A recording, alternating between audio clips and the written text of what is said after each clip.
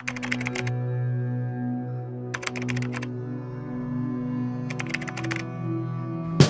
Iron Teeth were excited to get back to work now that the dry season was over. The river was flowing, the trees were growing, the pumps were pumping, the tanks were refilling, and the breeding pods were, on. And to prevent future droughts, the beavers needed a way to block the river. So they plotted some stairs and a wall of levees across the water. It would be a big task, but the dam would keep their land green during the next dry season. And the Iron Teeth needed it after the fiasco of that last drought. They also wondered if now was the right time to build themselves houses, which would surely boost morale and well-being. The Folktails were also rebounding from the drought and the attack by the Iron Teeth. They demolished the now empty small water tanks and were going all in on Venjo's medium tank. They also installed some shrubs to beautify the place. And speaking of construction, the Beavers added another inventor's hut and added an additional dam piece to bridge the new extension of the river. In hindsight, cutting off the river entirely would have been the perfect revenge on the Iron Teeth.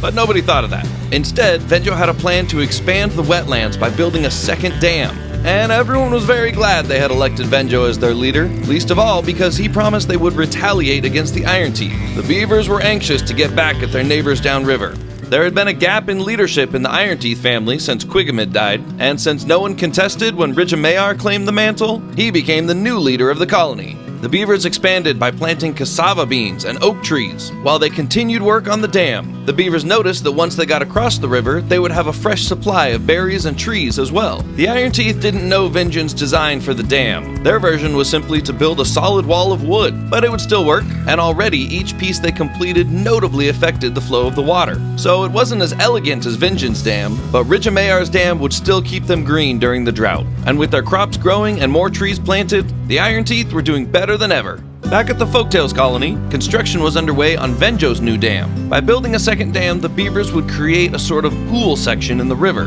which Venjo planned to use to their advantage. Things were going very well for the family, but Venjo was always thinking about the future, and this new dam would be a good step in their continued growth as a colony. The Beavers liked Venjo's plans, though some began to wonder when he would tell them his plan to get even with the Iron Teeth. For now, Venjo wanted them to keep working. They were building another water wheel to increase their power. They pathed their way up the mountain to chop down trees there, and unfortunately, they had their first injury. A beaver named Shetsi had hurt her foot while working the lumber mill, maybe her head too, and she wouldn't be able to work again until it had healed. So Venjo commissioned medical beds, and Shetsi was soon recovering in style.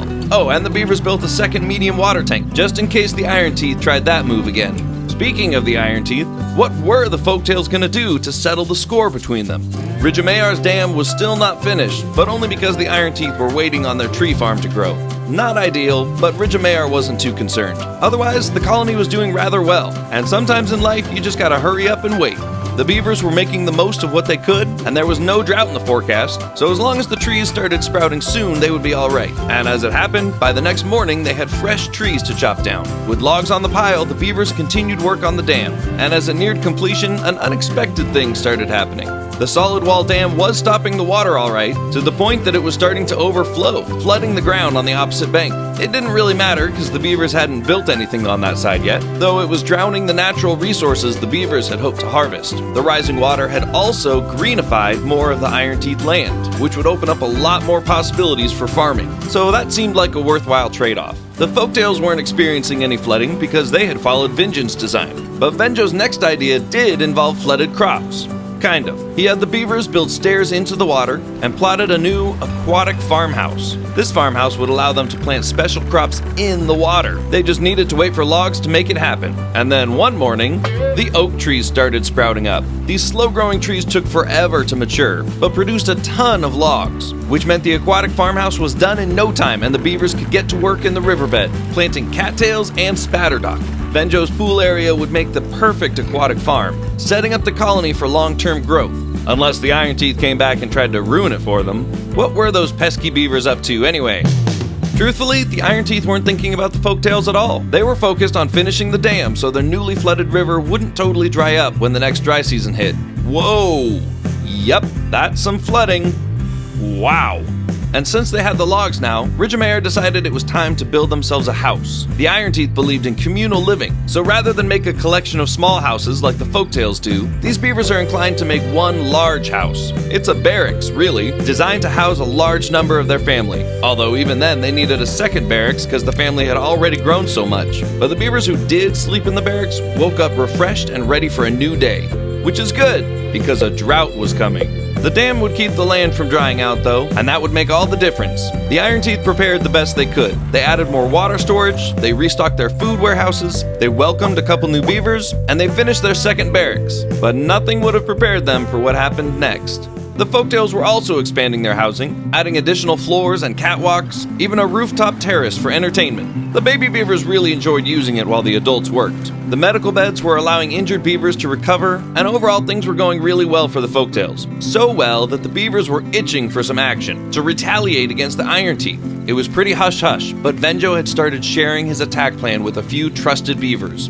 The family just had to wait for the start of the drought to have the best shot at success. In the meantime, they used their log stockpile and constructed more houses, and built a grist mill by the river. The grist mill would turn wheat into flour for cooking, which Venjo knew was the fastest way to a beaver's heart, so it would at least make the beavers happy while they waited on their revenge. The mill was finished and soon began churning out flour, which was then hauled to the new bakery, and as the smell of fresh bread filled the colony, the beavers prepped for the last night before the drought, and for their attack. The Iron Teeth were feeling good and were excited to all be sleeping indoors the night before the drought began. But while the Iron Teeth slept, a squad of Folktails moved silently into their camp.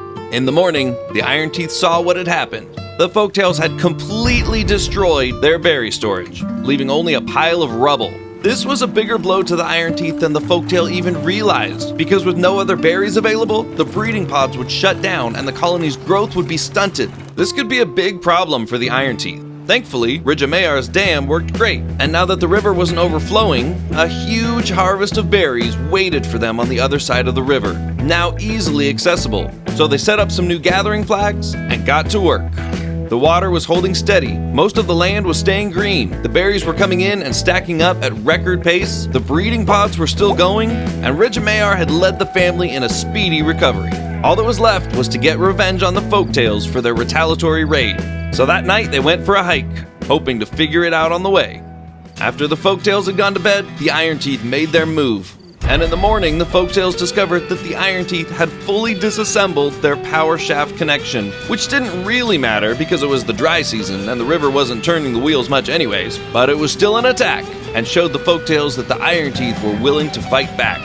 This might just turn into an all-out war.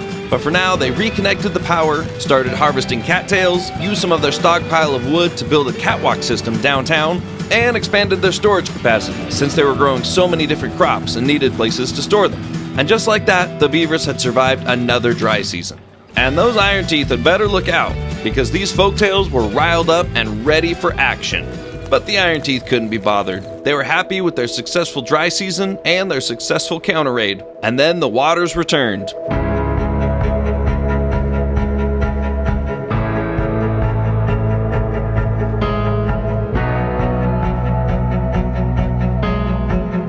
The beavers sat at their new campfire, overlooking the river, celebrating their victory, while it lasted.